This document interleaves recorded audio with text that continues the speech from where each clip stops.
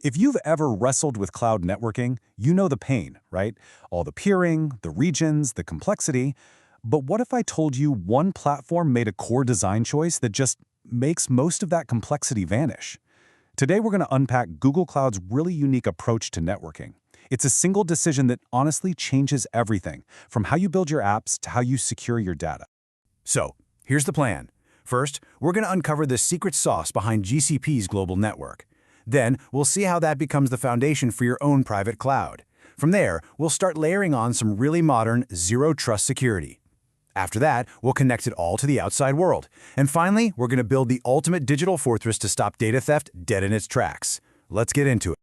So what's this big secret I'm talking about? Well, it's not just some fancy feature. It's a fundamental design choice that sets Google Cloud apart from the second you start.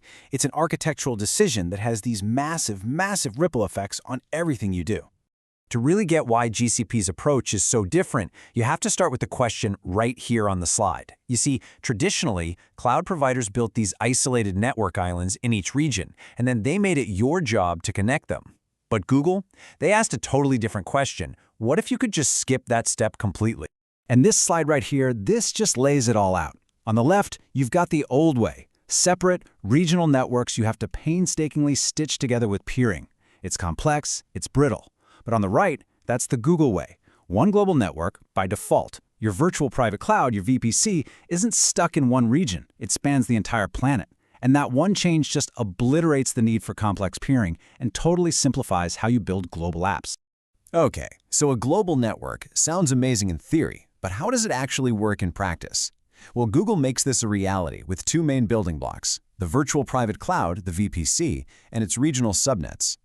Your VPC is basically your own private, isolated corner of Google Cloud. But here's the kicker. The part that's so different, in GCP, it is a global resource. What that means is one single VPC can have your virtual machines running in the US, your databases chugging away in Europe, and your backup stored in Asia. And they can all talk to each other seamlessly using private IP addresses like they were all sitting in the same room. And this global thing, it has huge practical benefits. It is not just an academic difference. It means you manage one network, not 20. Your internal IPs just work everywhere by default. And because all that traffic between your regions is flying across Google's own private fiber backbone, not the public internet, you get way lower latency, better performance, and it's just inherently more secure. So here's the key takeaway for this whole section. If there's one thing to remember, it's this. While your network is global, you still put your actual resources, like your VMs, into regional subnets. This really gives you the best of both worlds. You get the incredible simplicity of one global network, but you also get the fine-grained control and high availability of placing your stuff exactly where you need it to be. Okay, so we've got our global foundation built. Now, let's lock it down. GCP has this really powerful, layered way of thinking about security. And it takes us from traditional firewalls all the way up to a modern zero-trust model, where your location just doesn't matter anymore. This slide shows a fantastic evolution in how we handle firewalls. The old way, on the left, used these simple network tags. They were basically just text strings anyone could slap onto a machine. But the modern approach, on the right, uses IAM-governed tags. Now think of these like actual trackable resources. You can use identity and access management, IAM, to control exactly who can create them and who can attach them. And you can get super specific, applying them to just one network interface, not the whole machine. It's just worlds more secure and granular. And as you can see in this diagram, security policies aren't just stuck at the network level. In Google Cloud, you can enforce them from the very top of your entire organization. These rules then flow down through your folders, down to individual projects and their networks. This hierarchical model is so powerful. It lets essential security teams set these non-negotiable guardrails while still giving dev teams the flexibility they need to actually get work done within those rules. All right, now for one of Google Cloud's most powerful and, I think, most underrated security tools, Identity-Aware Proxy, or IAP. This thing lets you basically forget about clunky old VPNs and risky bastion hosts. IAP is a cornerstone of zero-trust security. It doesn't care where you are, it only cares about who you are and the context of your request, like what device you're on before it even thinks about letting you in. So why is this such a game changer? I mean, just look at this list. You completely eliminate the cost and the headache of managing VPNs and jump boxes. You can create these incredibly specific policies, like only allow access if the user is an admin and on a company-owned laptop and located in Germany. It's free for common stuff like SSH and RDP access, and it gives you a perfect audit trail of every single request. It really is security simplified.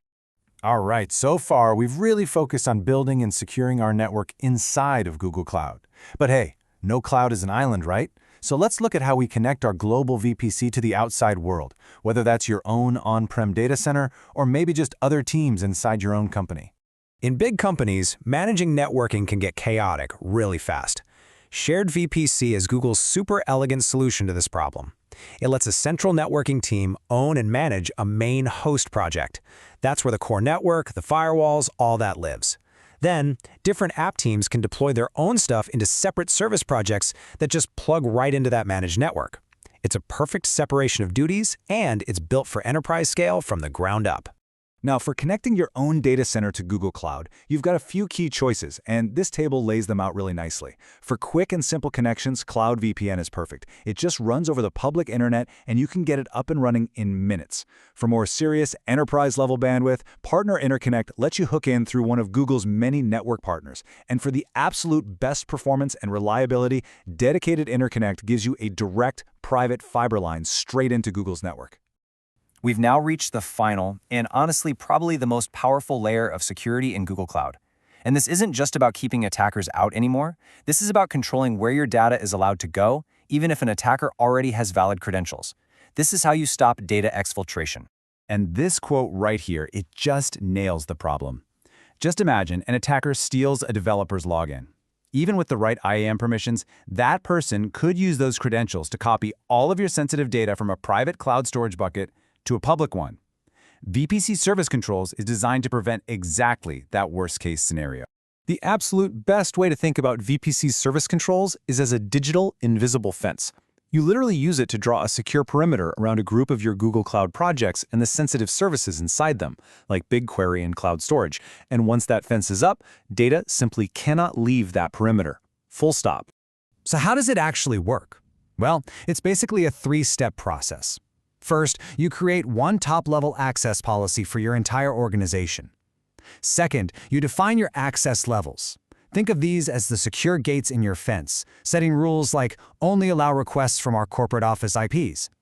And then finally, you create the service perimeters themselves, drawing that virtual fence around your projects and locking down the specific services you care about inside it. So when would you actually use this? Well, it's absolutely essential for protecting highly sensitive data. We're talking patient info, financial records, you name it.